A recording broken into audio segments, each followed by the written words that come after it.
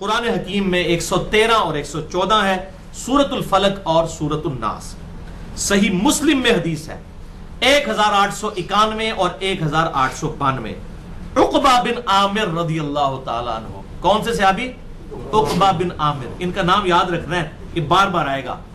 یہ میں نام آپ کو کیوں یاد کروا رہا ہوں، آپ کو بعد میں اندازہ ہوگا۔ عقبہ بن عامر کہتے ہیں کہ مجھے نبی صلی اللہ علیہ وسلم نے ایک دن ارشاد فرمایا، صحیح مسلم 1891 اور 1892، کہ آج رات مجھ پر ایسی 2 صورتیں نازل ہوئی ہیں کہ ایسی صورتیں میں نے پہلے کبھی نہیں دیکھی۔ اور پھر آپ صلی اللہ علیہ وسلم نے فرمایا وہ معوذتین ہیں۔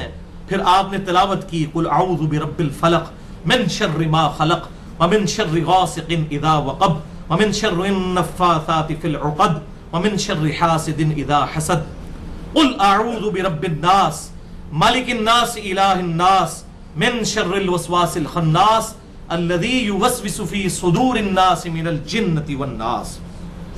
یہ آپ نے تلاوت کی۔ ایک اور حدیث ہے سنن نبی داؤد میں 1462، سنن نسائی میں 5438، یہی عقبہ بن عامر رضی اللہ تعالیٰ عنہ، وہی صحابی، وہ کہتے ہیں کہ میں آپ صلی اللہ علیہ وسلم کی اونٹنی کی مہار پکڑ کر آگے آگے چل رہا تھا، یعنی حضور کی خدمت میں تھے۔ آپ صلی اللہ علیہ وسلم کا سمندر رحمت جوش میں آیا۔ آپ صلی اللہ علیہ وسلم نے فرمایا، اے عقبہ کیا میں تجھے 2 بہترین صورتیں نہ سکھاؤں؟ اللہ اکبر۔ پھر آپ نے کہا کہ پڑھ قل اعوذ برب الفلق، اور پھر اس کے بعد قل اعوذ برب الناس۔ تو عقبہ بن عامر کہتے ہیں کہ آپ صلی اللہ علیہ وسلم نے جب مجھے یہ تعلیم فرمائی تو میں کوئی زیادہ ایکسائٹ نہیں ہوا اس کو سن کے کہ یہ کون سی صورتیں، کوئی زیادہ فضیلت میں نے ان کی نا فیل نہیں کی۔ تو آپ صلی اللہ علیہ وسلم نے جب مجھے دیکھا کہ میں زیادہ خوش نہیں ہوں، یہ الفاظ ہیں حدیث کے، زیادہ خوش نہیں ہوا، ایکسائٹ نہیں ہوا، اور میں نے انڈر ایسٹیمیٹ کیا ہے ان صورتوں کی فضیلت کو، یعنی باقیوں کے مقابلے پر، تو آپ صلی اللہ علیہ وسلم نے اس سفر کے دوران فجر کی نماز میں یہی دونوں صورتیں پڑھی، قل اعوذ برب الفلق اور قل اعوذ برب الناس، اور آپ نے سلام پھیرتے ہی کہا، اے عقبہ تو نے کیسا پایا ان 2 صورتوں کو؟ یعنی اب بھی تجھے یقین نہیں آئے گا کہ میں نے سب کچھ چھوڑ کر سورہ الفلق اور سورۃ الناس کو اپنی فجر کی نماز میں پڑھا ہے، تو اب بھی تجھے اس کی فضیلت کے اعتبار سے یقین نہیں آیا؟ مراد یہ، بلکہ ایک جامع حدیث اسی حوالے سے جامع ترمذی میں 2903 اور سنن نبی داؤد میں 1523 نمبر ہے، یہی عقبہ بن عامر کہتے ہیں کہ مجھے آپ صلی اللہ علیہ وسلم نے حکم فرمایا کہ میں ہر نماز کے بعد المعوذتین قل اعوذ برب الفلق اور قل اعوذ برب الناس پڑھا کروں اور سورۃ الاخلاص بھی پڑھا کروں، یہ تینوں صورتیں میں ہر نماز کے بعد پڑھوں۔ عقبہ بن عامر جو ہے نا، ان کو آپ صلی اللہ علیہ وسلم دیکھیں کس طرح تعلیم فرما رہے ہیں، اور یہی بات ختم نہیں ہوئی۔ ایک اور حدیث ہے سنن نسائی میں 954 نمبر اور المستدرک للحاکم میں بھی موجود ہے، امام ذہبی نے بھی اس کی موافقت کی ہے، یہی عقبہ بن عامر کہتے ہیں کہ میں نے پوچھا یا رسول اللہ صلی اللہ علیہ وسلم کیا میں قرآن میں سورہ ہود یا سورہ یوسف نہ پڑھوں فضیلت کے لیے؟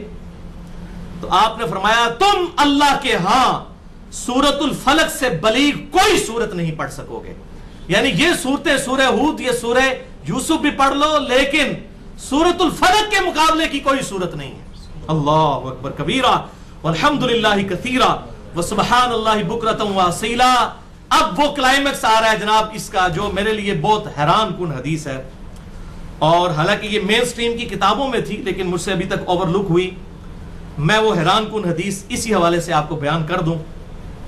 جامعہ ترمذی میں انٹرنیشنل نمبر کے مطابق 2058، سنن نسائی میں 5496، سنن ابن ماجہ میں 3511۔ یقین کریں آپ وجد کر اٹھیں گے یہ حدیث سن کر، شیطان یہ حدیث نہیں سننے دے گا۔ یقین کریں جب سے میں نے سنی ہے یہ حدیث، میں نے پڑھی ہے، یہ 5-6 دن سے تو میرے دماغ کی کیفیت ہی بدلی ہوئی ہے، جو بندہ مجھے ملتا ہے نا میں اس کو یہی حدیث سناتا ہوں۔ ترمذی، سنن نسائی، سنن ابن ماجہ میں ابو سعید خدری کہتے ہیں رضی اللہ تعالیٰ عنہ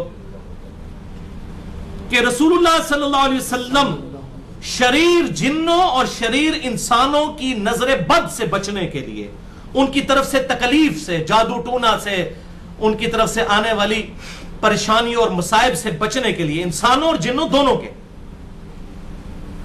اللہ کی پناہ طلب کیا کرتے تھے, مختلف دعائیں مانگا کرتے تھے آپ صلی اللہ علیہ وسلم. لیکن جب المعوذتین نازل ہو گئیں, قل اعوذ برب الفلق اور قل اعوذ برب الناس, تو آپ صلی اللہ علیہ وسلم نے تمام دعائیں چھوڑ دیں اور صرف انہی دو صورتوں کو پکڑ لیا. قل اعوذ برب الفلق من شر ما خلق ومن شر غاسق اذا وقب ومن شر النفاثات في العقد ومن شر حاسد اذا حسد.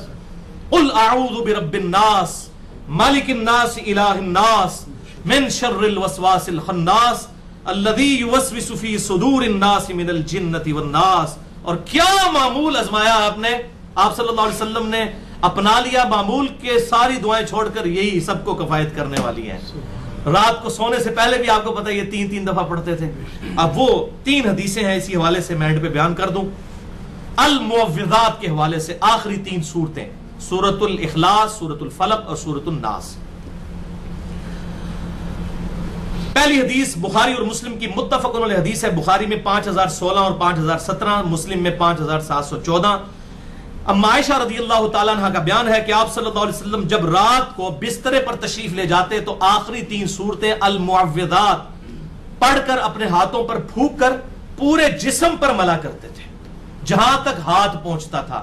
اور جب آپ بیمار ہو گئے تو میں یہ صورتیں پڑھ کر آپ صلی اللہ علیہ وسلم کے مبارک ہاتھوں پر پھونکتی اور آپ کے مبارک ہاتھوں کو آپ کے ہی جسم پر پھیرا کرتی تھی, اپنے ہاتھوں کو نہیں. پوائنٹ ٹو بی نوٹڈ, کیونکہ آپ کے ہاتھ تو پھر آپ کے ہاتھ ہیں صلی اللہ علیہ وآلہ وسلم. اور مسلم میں الفاظ حیران کن ہے 5714. یہ تحفہ لے لیں آج کا, 5714 صحیح مسلم, کہ آپ صلی اللہ علیہ وسلم کے گھر والوں میں سے جب کوئی بیمار ہو جاتا تو آپ صلی اللہ علیہ وسلم یہی آخری 3 صورتیں پڑھ کر دم ڈالا کرتے تھے.